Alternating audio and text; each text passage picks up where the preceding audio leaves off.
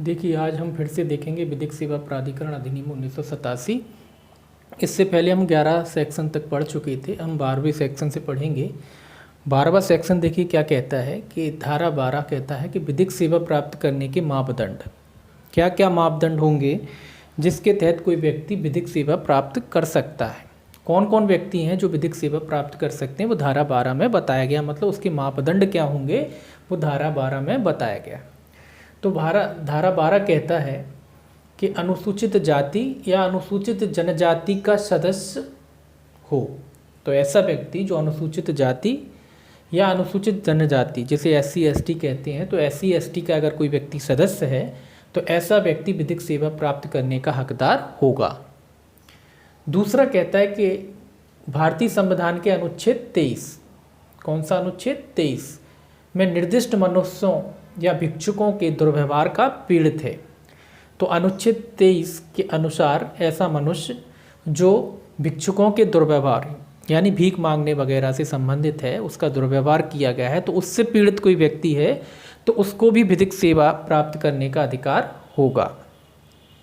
दूसरा कहता है कोई महिला या बालक, यानी कोई महिला इस अधिनियम के तहत या कोई बालक जो होगा वो क्या प्राप्त कर सकते हैं, वो भी विधिक सेवा प्राप्त कर सकते हैं। चौथा देखिए क्या कहता है, निःशक्त व्यक्ति अधिनियम 1995 में परिभाषित निःशक्तता वाला व्यक्ति। तो जो निःशक्तता अधिनियम है 1995, उसमें जो भी परिभाषित व्यक्ति है जो निःशक्तता है, कुल मिला के जो निःशक्त व्यक्ति है, शारीरिक रूप से निःशक्त है, किसी अन्य प्रकार से निःशक्त है, तो ऐसा व्यक्ति को भी विधिक सेवा प्राप्त करने का अधिकार होगा। पांचवा देखिए क्या कहता है, सार्वजनिक विनाश, ऐसे व्यक्ति जो सार्वजनिक विनाश से पीड़ित हैं, नरजातीय हिंसा से पीड़ित हैं, अत्याचार से पीड़ित हैं, बाढ़ से पीड़ित हैं, सूखा से पीड़ित हैं, भूकंप आदि से पीड़ित हैं या औद्योगिक विनाश आदि से पीड़ित हैं, तो ऐसे व्यक्तियों को भी विधिक सेवा प्राप्त करने के लिए हकदार होंगे।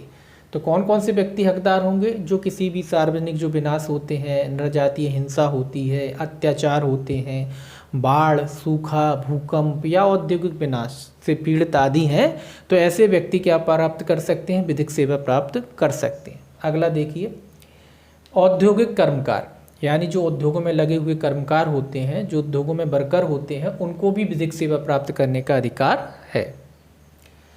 सातवां देखिए ये कहता है, अनैतिक व्यापार निवारण अधिनियम 1956 के अंतर्गत, कौन सा अधिनियम, अनैतिक व्यापार निवारण अधिनियम 1956 के अंतर्गत संरक्षा गृह या ऐसा कोई बालक जो अनैतिक व्यापार निवारण अधिनियम के अंतर्गत संरक्षा गृह में है, या फिर किशोर न्याय अधिनियम के अंतर्गत, किशोर न्याय अधिनियम के अंतर्गत किसी किशोर गृह में है, या फिर मानसिक स्वास्थ्य अधिनियम 1987 के अंतर्गत किसी मनोरोग या चिकित्सालय में या मनोरोग नर्सिंग होम में अभिरक्षित व्यक्ति, तो इन लोगों को भी क्या है, विधिक सेवा प्राप्त करने का हक है, अधिकार है। तो कौन कौन से व्यक्ति हैं, जो संरक्षा गृह में रहते हैं, ऐसे बालक जो संरक्षा गृह में रहते हैं, या फिर ऐसे बालक जो किशोर गृह होते हैं उनमें रहते हैं, या कोई पागल वगैरह होता है जो मानसिक चिकित्सालय कहते हैं जिन्हें, या कोई मानसिक नर्सिंग होम वगैरह होते हैं, अस्पताल आदि होते हैं, उनमें जो भर्ती हैं, उनमें जो रक्षित हैं, ऐसे व्यक्तियों को भी विधिक सेवा प्राप्त करने का हक है। अगला देखिए इसका 8वां क्या कहता है, उच्चतम न्यायालय की दशा में, ये याद रखना है आपको, उच्चतम न्यायालय की दशा में 12,000 रुपये, कितनी रकम, 12,000 रुपये, ये याद रखना है, कितनी रकम, 12,000 रुपये, या ऐसी उच्च राशि जो केंद्र सरकार द्वारा, किसके द्वारा, केंद्र सरकार द्वारा, ऐसी उच्च राशि जो केंद्र सरकार द्वारा विहित की जाए, किसके द्वारा विहित की जाए, केंद्र सरकार के द्वारा विहित की जाए, कितनी राशि है, 12,000 रुपये। तो ऐसी उच्चतर राशि उच्चतम न्यायालय की दशा में कह रहे हैं, सुप्रीम कोर्ट की दशा में कह रहे हैं कि सुप्रीम कोर्ट की दशा में ऐसी आय कोई व्यक्ति जिसकी 12,000 रुपये वार्षिक आय है, या फिर ऐसी उच्च राशि जो केंद्र सरकार विहित करे, यानी 12,000 से ऊपर की भी राशि केंद्र सरकार चाहे तो विहित कर सकती है। तो ऐसी राशि जो 12,000 रुपये या ऐसी उच्च राशि जो केंद्र सरकार द्वारा विहित की जाए, वार्षिक आय प्राप्त करने वाला व्यक्ति। तो आपको याद रखना है कि ऐसी आय जिस उच्चतम न्यायालय की दशा में कितनी आय है, 12,000 रुपये। तो ऐसा व्यक्ति जो 12,000 रुपये की वार्षिक आय या कह लीजिए सालाना आय प्राप्त करता है, उस व्यक्ति को भी विधिक सहायता प्राप्त करने का अधिकार है। हाँ, केंद्र सरकार चाहे तो 12,000 की रकम को बढ़ा सकती है और भी अधिक कर सकती है। और ये कहता है दूसरा इसी का कि उच्चतम न्यायालय से भिन्न, यानी उच्चतम न्यायालय से, सुप्रीम कोर्ट से भिन्न जितने भी न्यायालय हैं उनमें कितनी वार्षिक आय है, उसमें 9,000 रुपये। ये याद रखना है, 9,000 रुपये या ऐसी वार्षिक आय जो राज्य सरकार, यहाँ कौन बढ़ा सकता है रकम, राज्य सरकार द्वारा विहित की जाए, वार्षिक आय प्राप्त करने वाला व्यक्ति। तो इसमें आपको सिंपल दो चीज़ें याद रखना है कि अगर उच्चतम न्यायालय की बात करते हैं तो 12,000 रुपये वार्षिक आय प्राप्त करने वाला व्यक्ति, और अगर उच्चतम न्यायालय से भिन्न कोई भी न्यायालय है, हाई कोर्ट है या उसके नीचे के जो भी न्यायालय हैं उनकी बात कर रहा है, तो उनसे भिन्न कोई भी न्यायालय है, उसमें कितनी वार्षिक आय प्राप्त करने वाला व्यक्ति, 9,000 रुपये वार्षिक आय प्राप्त करने वाला व्यक्ति जो है विधिक सेवा प्राप्त करने का अधिकारी होता है। उच्चतम न्यायालय की अवस्था में केंद्र सरकार जो है उस जो 12,000 की रकम है उसको बढ़ा सकती है, और उच्चतम न्यायालय से भिन्न न्यायालय के मामले में राज्य सरकार जो है रकम 9,000 जो रकम है उसको बढ़ा सकती है। ठीक है, अब 13 और देख लीजिए, इसमें 13 इसी का है। 13 कहता है कि विधिक सेवा प्राप्त करने के हकदार व्यक्ति कौन होंगे। 13 कहता है कि विधिक सेवा प्राप्त करने के हकदार व्यक्ति कौन होंगे। तो इसमें देखिए, पहला कहता है कि जो धारा 12 की शर्तों को पूरा करते हैं, यानी जो 8 शर्तें हैं, इन शर्तों को अगर कोई व्यक्ति पूरा करता है तो ऐसे व्यक्ति क्या माने जाएंगे, विधिक सेवा प्राप्त करने के अधिकारी माने जाएंगे, धारा 13 कहता है। दूसरा कहता है इसका क्लॉज, जो आय का शपथ पत्र प्रस्तुत करते हैं, जी वाला, जो आय का शपथ पत्र क्या करते हैं, प्रस्तुत करते हैं, एवं आयोग को उस पर अविश्वास करने का कोई कारण नहीं है। मतलब आपने पहला तो ये कह रहा है कि धारा 12 की शर्तों को पूरा करते हैं, दूसरा ये कहते हैं जो क्या करते हैं, आय का शपथ पत्र पेश करते हैं। आय का क्या किया उन्होंने, एक शपथ पत्र पेश किया, और जो आयोग है उस पर अविश्वास करने का उसके पास कोई आधार नहीं है। यानी आयोग जो आपने शपथ पत्र पेश किया है उस पर उसका अविश्वास करने का कोई आधार नहीं है। तो ऐसे, यानी कि ये मान लीजिए कि उसका शपथ पत्र जो स्वीकृत हो गया है, तो ऐसे व्यक्ति भी क्या कर सकते हैं, विधिक सेवा प्राप्त करने के अधिकारी हैं। तो आगे देखिए, थोड़ा सा मिटा लेते हैं इसको, फिर देखिए आगे हम धारा 14 देखेंगे। जो धारा 14 है अनुदान से संबंधित है।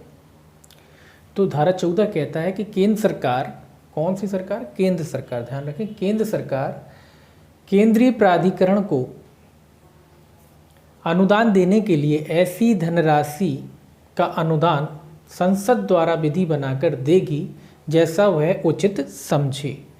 तो इसमें अनुदान की राशि की बात कह रहा है, तो अनुदान कौन प्रदान कर रहा है, केंद्र सरकार।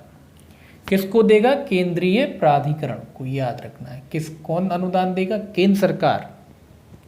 किसको देगा, केंद्रीय प्राधिकरण को अनुदान देगा, और किस हिसाब से देगा, संसद द्वारा विधि बनाकर, संसद द्वारा विधि बनाकर क्या देगा, धनराशि देगा। जैसी वह उचित समझे वैसी धनराशि देगा। तो केंद्र सरकार किसको धनराशि देगा, केंद्रीय प्राधिकरण को धनराशि देगा, या कह लीजिए अनुदान देगा, क्योंकि अनुदान नहीं देगा तो कैसे काम करेंगे, है ना। तो उसके लिए केंद्र सरकार क्या करेगा, केंद्रीय प्राधिकरण को अनुदान देगा। किस तरीके से देगा, संसद द्वारा विधि बनाकर। कैसा देगा, कितना देगा, जैसा वो उचित समझे वैसा वो दे सकते हैं, जैसा उचित समझे वैसा दे सकते हैं।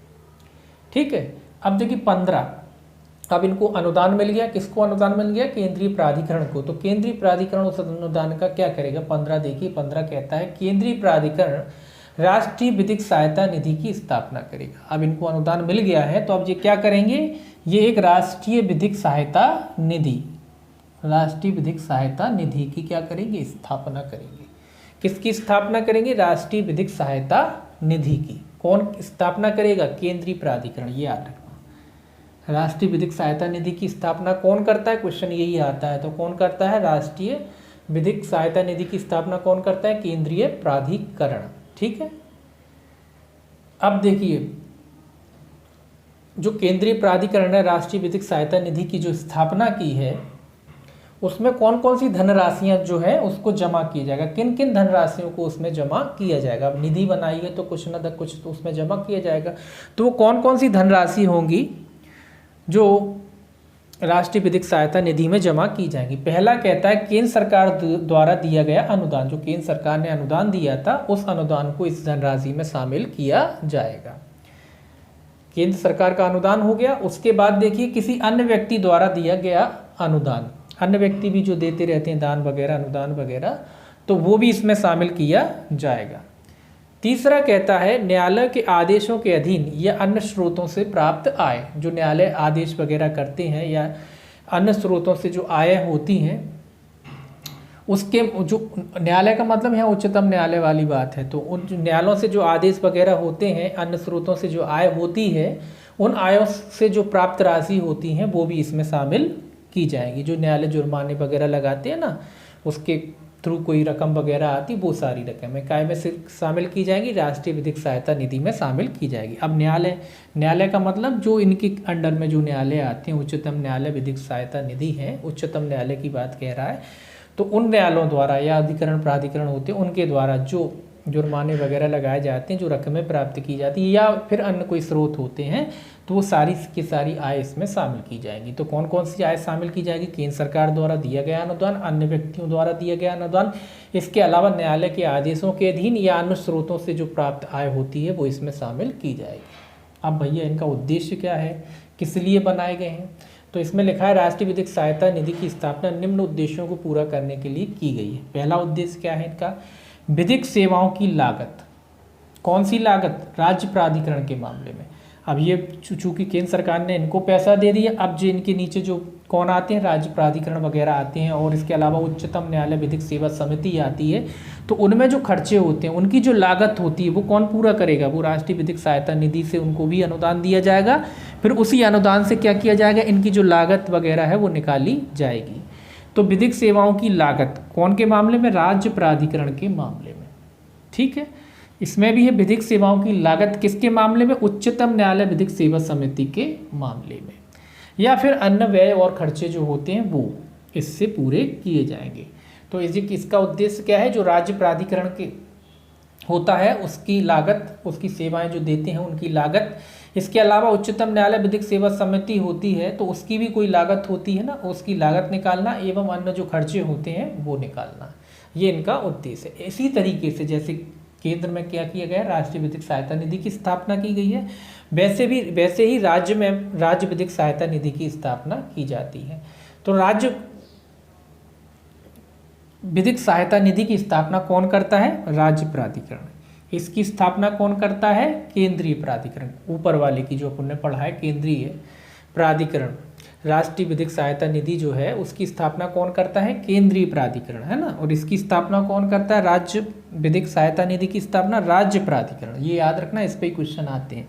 क्वेश्चन आएगा कि राज्य विधिक सहायता निधि की स्थापना किसके द्वारा की जाती है? राज्य प्राधिकरण द्वारा, केंद्रीय प्राधिकरण द्वारा, केंद्र सरकार द्वारा, राज्य सरकार द्वारा। तो इसकी स्थापना कौन करता है? राज्य प्राधिकरण करता है। ये आपको याद रखना। इसमें भी अभी ये कहता है कि भैया कौन कौन सी राशियां हैं, कौन कौन सी धनराशियां हैं जो इसमें जमा की जाएंगी। तो इसमें पहला कहता है केंद्रीय प्राधिकरण द्वारा संदत्त समस्त धनराशियां और अनुदान। ध्यान में रखना। अब यहाँ थोड़ा सा, कौन सी राशि? केंद्रीय प्राधिकरण। केंद्रीय प्राधिकरण मतलब इनके द्वारा जो धनराशि दी गई है वो शामिल की जाएगी, है ना। इनके द्वारा जो धनराशियाँ दी गई हैं वो किसके द्वारा दी गई हैं? केंद्रीय प्राधिकरण। और इसमें कौन सी राशि शामिल थी? जो सरकार द्वारा, जो केंद्रीय प्राधिकरण द्वारा दी गई थी, इसमें केंद्र सरकार द्वारा जो राशि दी गई थी वो शामिल थी। ठीक है, इसमें कौन सी राशि थी? केंद्र सरकार द्वारा जो। और इसमें कौन सी राशि हो रही है? केंद्रीय प्राधिकरण द्वारा। इन जो प्राधिकरण बना है केंद्रीय प्राधिकरण, उसकी राशि। तो इन दोनों में थोड़ा सा डिफरेंस ध्यान रखना। कौन सी राशि शामिल की जाएगी? केंद्रीय प्राधिकरण द्वारा संदस्त समस्त धन और अनुदान इसमें शामिल किए जाएंगे। दूसरा, राज्य सरकार द्वारा या ऐसे किसी अन्य व्यक्ति द्वारा दिए गए अनुदान। इसके अलावा जो राज्य होता है, स्टेट गवर्नमेंट जो धनराशि वगैरह, जो अनुदान वगैरह देती है, या इसके अलावा अन्य कोई व्यक्ति जो अनुदान धनराशि देता है वो इसमें शामिल किए जाएंगे। कौन कौन से अनुदान? राज्य सरकार द्वारा या अन्य व्यक्तियों द्वारा जो अनुदान दिए जाते हैं वो इसमें शामिल किए जाएंगे। इसके अलावा ये कहता है किसी न्यायालय या आदेशों के अधीन या किसी अन्य स्रोतों से प्राप्त धनराशि जो है इसमें शामिल की जाएंगी। किसके द्वारा? जो न्यायालय वगैरह, जो उच्च न्यायालय होते हैं या अन्य कोई न्यायालय होते हैं जो इनके अधीन आते हैं, उनके द्वारा जो आदेश दिए जाते हैं या किसी अन्य स्रोत से जो प्राप्त आय होती है वो इसमें शामिल की जाएगी। जो जुर्माना वगैरह लगाया जाता है, कंपनसेशन वगैरह लगाया जाता है, बहुत सारी चीज़ें हैं, तो जिस प्रकार से न्यायालय वसूली करता है ना, वो रकमें जो है इसमें शामिल की जाएंगी। अब ये कहता है कि राज्य जो प्राधिकरण राज्य विधिक सहायता निधि है उसकी जो स्थापना है किस उद्देश्य के लिए की जाएगी। 3 प्रकार की निधियां हैं इसमें। एक तो जो है अपन पढ़ ही चुके हैं राष्ट्रीय विधिक सहायता निधि, उसके बाद राज्य विधिक सहायता निधि, और इसके अलावा अपन आगे पढ़ेंगे जिला, तो वो आगे पढ़ेंगे। तो अब ये कह रहा है कि राज्य विधिक सहायता निधि है उसकी स्थापना किस उद्देश्य के लिए की जाती है। इसका उद्देश्य धारा 7 में विनिर्दिष्ट कृत्यों की लागत। धारा 7 में विनिर्दिष्ट कृत्यों की लागत मतलब राज्य प्राधिकरण के कृत्य लिखे हैं। तो राज्य प्राधिकरण के जो कार्य हैं, राज्य प्राधिकरण के जो कार्य हैं उसमें जो लागत आती है उनको पूरा करना। धारा 7 में निर्दिष्ट कृत्यों की लागत का अर्थ क्या है, जो राज्य प्राधिकरण के जो कार्य हैं, जो कार्य करता है उसमें जो लागत आती है, जो खर्चे आते हैं उसको पूरा करना किसकी जिम्मेदारी है, राज्य विधिक सहायता निधि। मतलब राज्य विधिक सहायता निधि से उसके खर्चे वगैरह जो है पूरे किए जाएंगे। दूसरा, उच्च न्यायालय विधिक सेवा समिति द्वारा उपबंधित विधिक सेवाओं की लागत। वहाँ किसकी लागत निकाल रहे थे, उच्चतम न्यायालय की। यहाँ किसकी लागत निकाल रहे हैं, उच्च न्यायालय विधिक सेवा समिति द्वारा उपबंधित विधिक सेवाओं की जो लागतें होती हैं, जो खर्चे होते हैं वो। इसके अलावा अन्य जो खर्चे होते हैं, अन्य व्यय और खर्चे होते हैं, उसकी पूर्ति भी इसी से की जाएगी। इसको मिटाने के बाद फिर अपन आगे देखते हैं जिला विधिक सेवा समिति के बारे में। देखिए अब हम देखेंगे धारा 17। देखिए धारा 17 कहता है कि जिला प्राधिकरण द्वारा जिला विधिक सहायता निधि की स्थापना की जाएगी। तो जिला प्राधिकरण द्वारा किसकी स्थापना की जाती है, किसके द्वारा की जाती है, जिला विधिक सहायता निधि की स्थापना किसके द्वारा की जाती है, ये याद रखना, जिला प्राधिकरण द्वारा। किसके द्वारा की जाती है, जिला प्राधिकरण द्वारा। किसकी स्थापना की जाती है, जिला विधिक सहायता निधि की स्थापना की जाती है। वही बात इसमें है कि इसकी जो इसकी धनराशि जो है कहाँ कहाँ जमा की जाएगी। तो इसकी धनराशि जो है राज्य प्राधिकरण द्वारा संदत्त, कौन कौन सी धनराशि जो है इसमें जमा की जाएगी, राज्य प्राधिकरण द्वारा संदत्त समस्त धनराशि एवं अनुदान। जो राज्य प्राधिकरण द्वारा इसको धनराशि दी जाती हैं या जो अनुदान दिए जाते हैं वो इस जो राज्य जिला विधिक सहायता निधि है उसमें जमा किए जाएंगे। दूसरा है किसी अन्य व्यक्ति द्वारा दिए जाने वाले समस्त जो अनुदान होते हैं वो भी इसमें शामिल किए जाएंगे। इसके अलावा है न्यायालय के आदेशों एवं अन्य स्रोतों से जो प्राप्त आय होती है वो भी इसमें जमा की जाएगी। तो इसमें सेम है, राज्य प्राधिकरण द्वारा संदत्त समस्त धनराशि एवं अनुदान। इसके अलावा किसी व्यक्ति द्वारा दिए जाने वाले समस्त अनुदान या धनराशियाँ या न्यायालय के आदेशों से एवं अन्य स्रोतों से जो प्राप्त आय होती है वो जिला विधिक सहायता निधि में जमा की जाएगी। अब ये कहता है इसका उद्देश्य क्या है, इसकी जो धनराशि होती है वो कहाँ कहाँ खर्च की जाएगी। तो ये कह रहा है धारा 10 एवं 11B में निर्दिष्ट कृत्यों की लागत। तो धारा 10 में क्या है, जिला प्राधिकरण के कृत्य हैं कि जो जिला प्राधिकरण के जो कृत्य होते हैं उसमें इसकी धनराशि जो है खर्च की जाएगी। 11B में क्या दिया है, 11B में दिया गया है तालुक विधिक सेवा समिति के कृत्य। तो तालुक विधिक सेवा समिति के जो कृत्य हैं उनमें इनकी जो है रकम जो है या पैसा कह लीजिए या धनराशि कह लीजिए उनको खर्च किया जाएगा। तो धारा 10 और 11B में निर्दिष्ट कृत्यों की लागत के लिए इसका इस्तेमाल किया जाता है।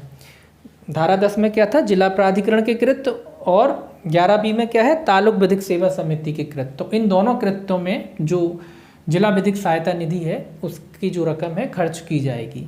इसके अलावा जो अन्य कोई कृत्य है, जो भी अन्य कोई एक्स्ट्रा जो खर्च होते हैं, कृत्य होते हैं, व्यय होते हैं, उसमें इसकी जो रकम है खर्च की जाएगी। ठीक है, ये आपका हो गया जिला प्राधिकरण, जिला विधिक सहायता निधि, जिसकी स्थापना कौन करता है, जिला प्राधिकरण।